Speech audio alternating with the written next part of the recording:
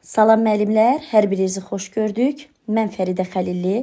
Bugün 16-17 sentyabrda müsahibə mərhələsində soruşulan bir neçə sualın izahına nəzər yetirəcəyik. Gəlin keçid eləyək suallarımıza. Birinci sual belədir: təlim nəticəsini nədən çıxarılır? Müəllimlər, bu sual dünən də soruşulub, bugün də soruşulub, aktual suallardandır. Bilirik ki, nəticə dərsin sonunda şagirdin hansı bilik, bacarıq və münasibətləri qazanacağını göstərən bir ifadədir nəticə. Nəticə standartdan çıxarılır, yəni 6 standartdan. Standart dövlətin müəyyən elədiyi təhsil göstəriciləridir, bilirik ki. Yəni müəllim əvvəlcə standartı, mövzunu nəzərə almalıdır. Sonra alt standartına uyğun olaraq təlim nəticəsini, yəni məqsədini qurur.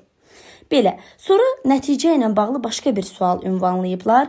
Təlim nəticəsi neçənci sinifdən başlayaraq verilir?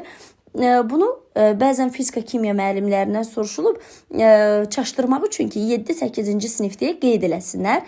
Baxın, bu çaşdırıcı məqamdır, amma xeyr, biz qeyd eləyəcəyik ki, təlim nəticəsi məktəbə hazırlıq siniflərindən başlayaraq bütün siniflər üzrə verilir. Çünki təhsil proqramı, kurikulum həm də ibtidai sinifdən başlayaraq hər fənn üçün ayrı standartı eləcə də müəyyənləşdirir. Həmin standartların əsasında təlim məqsədi və nəticələri yazırıq biz, hansı ki. Belə. İbtidai siniflərdə təlim nəticələri daha sadə olur müəllimlər. Uşaqların yaş xüsusiyyətləri nəzərə alınmaqlı olur, amma olur. Mütləq şəkildə birinci sinifdən də yox, hətta məktəbə hazırlıq qruplarından başlayaraq mövcud olduğunu qeyd eləyəcəksiniz. Yuxarı siniflərdə isə bu təlim nəticələri daha mürəkkəb, analitik, belə deyim də, tətbiqi bacarıqlara hansı ki yönəlmiş şəkildə olur. Sonra, nəyə görə şagirdə rəy yazırıq? Rəy şagirdə, belə deyim, yalnız qiymət vermək üçün yox, onun inkişafına dəstək olmaqdır. Rəy ona görə yazılır ki, şagirdin güclü tərəflərini göstəririk, hansı bacarıqlarda daha yaxşı nəticə əldə edə bilər, ya da inkişaf istiqaməti vermək üçün növbəti addımlarda necə işləməli olduğuna barəsində bizə kömək göstərir. Eləcə də güclü tərəfləri kimi zəif tərəflərini də həmçinin anlamaq üçün rəy istiqamət verir. Motivasiya etmək üçün spesifik rəydən istifadə edirik. Səmimi, düzgün rəy şagirdi daha da həvəsləndirir. Öyrənməyə marağını eləcə də artırır. Valideynlərlə əlaqə üçün önəmlidir. Valideyn övladının təhsil prosesində hansı səviyyədə olduğunu və ya nəyə ehtiyacı olduğunu artıq rəy vasitəsilə aydın şəkildə görə bilir. Sonra, tapşırığı şagirddən necə soruşursunuz? Müəllimlər, tapşırığı soruşmağın müxtəlif formaları var. Bu dərsin məqsədinə, həm də şagirdlərin bilik səviyyəsinə bağlıdır. Şifahi formada soruşa bilərik. Məsəl üçün, müəllim sual verir, şagird cavablayır. Məsəl üçün, deyir ki, bu məsələnin cavabı necədir? Mətnin sonluğunu necə tamamlayarsan?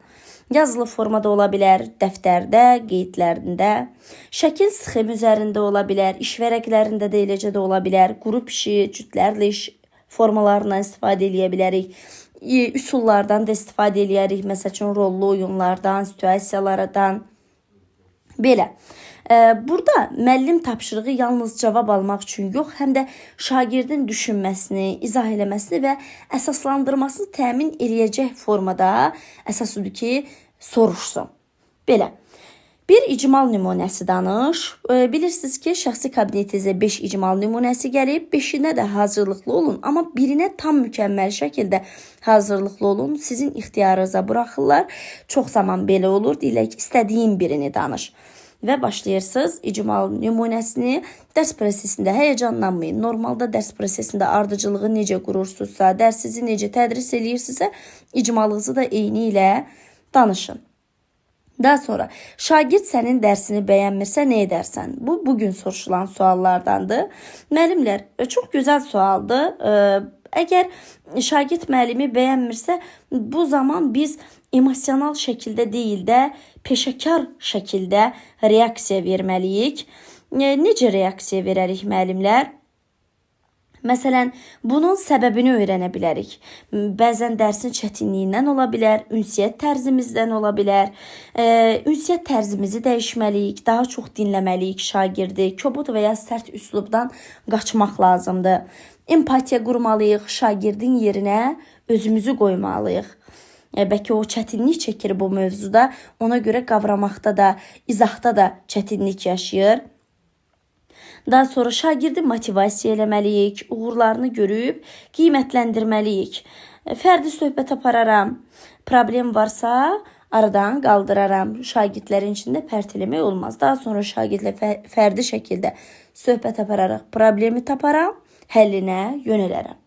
Sonra bir suala da baxaq. İllik planlaşdırmanın mahiyyəti nədən ibarətdir? Müəllimlər, illik planlaşdırmanın mahiyyəti ondan ibarətdir ki, burada müəllim bütün tədris ili ərzində hansı mövzuları, hansı ardıcıllıqla və necə öyrədəcəyini əvvəlcədən planlaşdırır.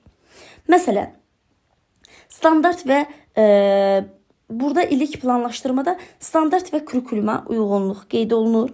İllik plan, yəni dövlət təhsil standartlarına əsasən qurulur. Burada vaxt düzgün bölünür, vaxtın düzgün bölgüsü əsas olur. Tədris ili üzrə mövzulara nə qədər saat ayrılacağı əvvəlcədən müəyyən olunur. Mövzular sistemli şəkildə verilir. Şagirdin yaş və idrak səviyyəsinə uyğun şəkildə bütün bölmələr ardıcıllıqla bölünür. Məqsəd və nəticələr aydındır burada. Müəllim üçün istiqamət verir. Dərs planının hazırlanmasında müəllimə kömək olur. Bazar rolunu oynayır.